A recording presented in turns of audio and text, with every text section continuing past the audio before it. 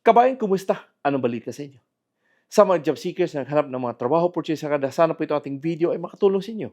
Dahil ito po ay legit agency, kung kayo man ay mga high school graduate at 25 katrabador ang kinakailangan.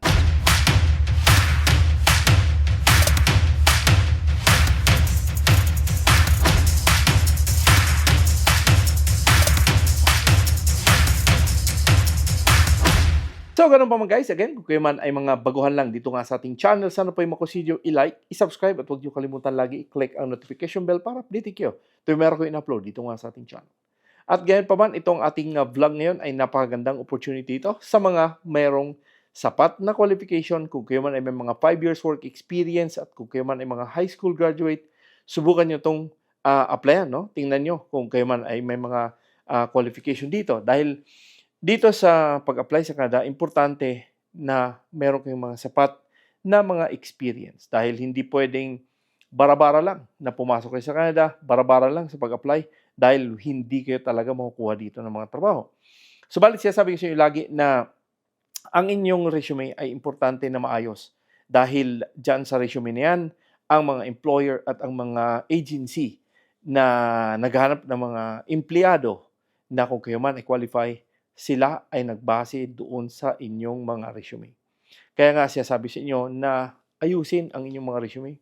Ilatag nyo ng maayos ang inyong resume. Isulat nyo lahat ng mga ginagawa nyo.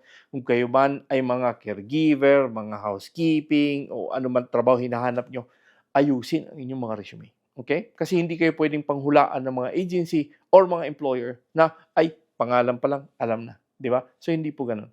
Dahil hindi tayo kilala ng mga employer at mga agency, kaya ayusin natin ang mga resume. So, kung kayo man ay may mga, sinasabi ko sa iyo lagi, na kung meron kayo mga NC2 certificate, importante yan. Kung kayo man ay may mga IELTS na, say, 4, IELTS na score ninyo or ang inyong mga grade sa IELTS 4 lang, kahit IELTS 4 lang, okay na yun.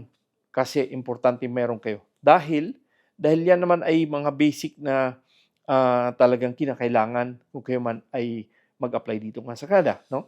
So, importante na meron kayong mga sapat na mga documents, meron kayong mga experience na mamaayos dahil ang mga employer ay talagang dyan sila tumitingin. Kaya nga sinasabi ko sa inyo na dito sa Canada, although maraming pinapauwi, marami ding pinapapunta dito dahil nga sa yung iba na meron silang mga LMIA, yung iba hindi na nakapag-extend or hindi na na-renew. Meron tayong mga kabayan na pinapauwi na nga dahil hindi na sila na-renew. Okay? So, again, kung kayo man ay mga baguhan lang dito sa Canada, gawin ninyo yung inyong pag-asikaso ng inyong mga papel para hindi huli ang lahat na talagang hindi naman natin in-expect na yung ating mga kababayan nga napauwi sila dahil again, ang Government of Canada ay pabago-bago ng sistema. Subalit sa mga pabago-bagong sistema, kung ano meron ngayon, kailangan meron na kayo. No? Yung iba kasi, yung iba hindi sila na-renew dahil meron silang mga documents na kulang. For example, yung kanilang wala silang IELTS exam, wala silang mga like for example, yung mga barbero. No? Dahil ito sila yung mga nakakilala ko din na yung iba sa kanila, hindi nakakapasa sa parang RIDSIL yata na exam. Subalit, again, importante na mayroon kayong mga sapat na mga documents upang kayo makapag-apply ng PR kahit hindi pa kayo matapos yung kontrata. Dahil importante po yan na kumbaga 1 year na kayo sa Canada, importante na makasubmit kayo ng mga documents para at least asikasuhin nyo kaagad yung inyong PR. Kasi yun ang problema, no? Hindi inasikaso agad yung mga PR, kaya yung iba napapauwi. So naabutan sila na ma-expire na yung kanilang LMIA. Ngayon, nagkumahog na. Tapos sa pagkumahog nila, nagra-rush na. Hindi na nakakapasa sa mga exam. So, importante na sinasabi sa inyo na mag-aral kayo agad tapos para maka-ready na kayo yung inyong kung pwede na kayo mag-apply as PR, then mag-apply ka sa PR agad. Okay? So again guys, sabi sa inyo, ito po ay 25 katrabaho kaya kailangan. Ito po ay legit agency. Kung kayo man ay may mga sapat na qualification, kung kayo man ay mga high school graduate, may mga 5 years work experience, subukan nyo itong applyan na trabaho dahil ito po ay napakaganda. Okay? So halika, tingnan natin yung kailang web. So ano pa mga guys, sabi ko sa inyo, ito po ang heavy equipment mechanic at ang agency dito ay itong ang Industrial Personnel and Management Services Incorporated, yung IPAMS, no?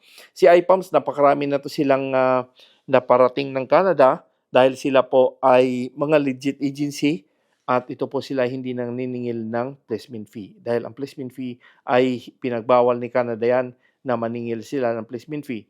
Okay? So again, ito po ay napakaganda, 27.50 per hour. Naku, napakaganda, napakalaki ng sahod. At ito po ay nasa Quebec sa Canada. Ito po ay babae o lalaki. Kung kayo man ay mga 18 years old and above, subukan nyo mag-apply. At ito po ay 25 katrabaho na kailangan. So, sa paggawa ng resume, ito yung sinasabi sa inyo lagi, na kung ano man, basahin nyo muna. Importante kayo nagbabasa muna bago kayo mag-apply. Kasi, pwede nyo adjustin yung inyong resume base doon sa kanilang mga qualification or kanilang mga description. Subalit ang inyong mga description, for example, kayo ay mga caregiver or kayo ay mga housekeeping o kayo man ay mga mga trabaho gusto nyo puntahan dito sa Canada, kailangan ang inyong resume ay magmamatch doon sa kanilang job description sa inyong ina-applyan. No? Hindi pwedeng magkasalungat yung inyong mga job description sa kanilang mga job description na hinahanap. Okay? So again, tingnan nyo muna to dahil napakaganda. At again, kung meron kayong klaseng ganitong trabaho, isulat nyo kaagad sa inyong resume. Inspection truck or inspecting truck, crane, bulldozers, and other heavy equipment for proper performance. Loader, bulldozer, crane, grader, heavy truck. So, ano man ang inyong mga heavy equipment na mga ginagawa, isulat nyo lahat. Lahat na, isulat nyo. Ano ba yan? Diesel, regular, premium, kerosene, or electric ba ang ginagamit nyo? Sulat nyo lahat sa inyong description ang inyong mga trabaho or inyong mga ginagawa. Ito yung diagnostic fault using computerized testing equipment. So, importante din to. Ano ba mga equipment na ginagamit nyo pag-diagnose? So, importante na isusulat nyo na meron kayong diagnostic tools na pang-test na para malaman nyo kung ang sasakyan ay anong sira. Okay? Cleaning, lubricating, and conducting routine service of heavy-duty vehicle. So, kung kayo man ay naglilinis, nag-oil change, or nagkaroon kayo ng mga inspection, so isulat nyo dyan lahat sa inyong resume. Adjust equipment and replace fault parts. So, faulty parts. So, importante po yon na kayo po ay isusulat nyo, no? Na nagre-replace kayo, nagre-repair kayo, isulat nyo yun. Repairing the damaged equipment parts, and then performing major repair for heavy or performing major repair work when necessary. So, importante po yon. So, ang maintenance, ilagay nyo, nagme-maintenance kayo at nagkakaroon kayo ng mga major repair, sulat nyo lahat dyan. Okay? So, importante po yon na kayo ay nagsusulat sa inyong mga ginagawa. Ano man ang mga ginagawa nyo sa trabaho, isulat nyo lahat para at least marami kayong nasusulat, marami din silang information na pwede makuha sa inyo. Okay? So, ano bang mga job qualification dito? Importante, meron kayong job qualification. Kayo po ay nagtatrabaho ng 5 years work experience. Candidate must be at least a high school graduate. Must have an experience in repairing, troubleshooting, adjusting, overhauling, and maintaining a mobile heavy-duty equipment and truck used in construction, transportation, forestry, mining, oil and gas, material handling, landscaping, and land clearing, and then farm. So dito, itong hinahanap nila, pwede mo to isulat doon sa inyong resume about doon sa mga troubleshooting, ano mga ni-repair nyo, nag-overhauling kayo, importante po yun, isulat nyo, no? Kasi importante po yan na kayo nagsusulat. Must have an experience in handling bulldozers, crane, grader, heavy truck, and other heavy construction, agricultural, logging, and mining equipment for proper performance, and inspect equipment to detect faults and malfunctions. So, lahat yan, isusulat nyo dyan sa inyong resume dahil malaking bagay na kayo nagsusulat upang malaman ni employer na kayo ay may mga klaseng ganyang trabaho. So, subalit siya sabi sa inyo, ito po ang kanilang, wala po tong placement fee at ang address po ni IPAMS ay dito po ito sa Aurora Boulevard, New Manila, Quezon City. No? So, again, subukan nyo lang, tingnan nyo sa kanilang website or i-google no, ang kanilang opisina.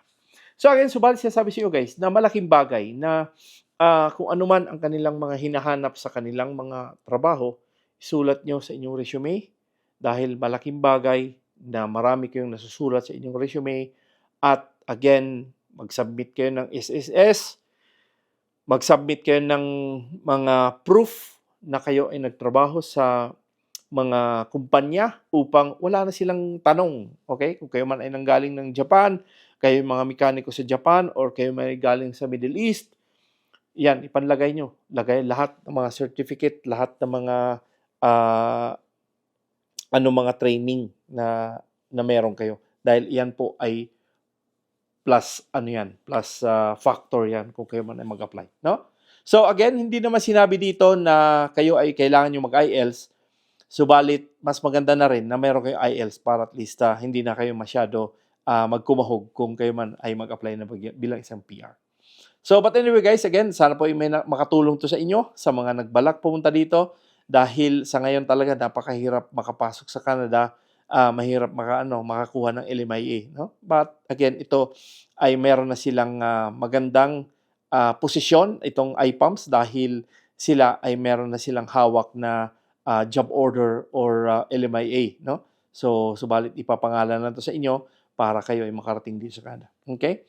So, again, kung hindi pa kayo nakapag-subscribe, sana po ay makonsider i-like, i-subscribe at huwag kalimutan lagi i-click ang notification bell para update kayo tuwing meron kong in-upload dito nga sa ating channel.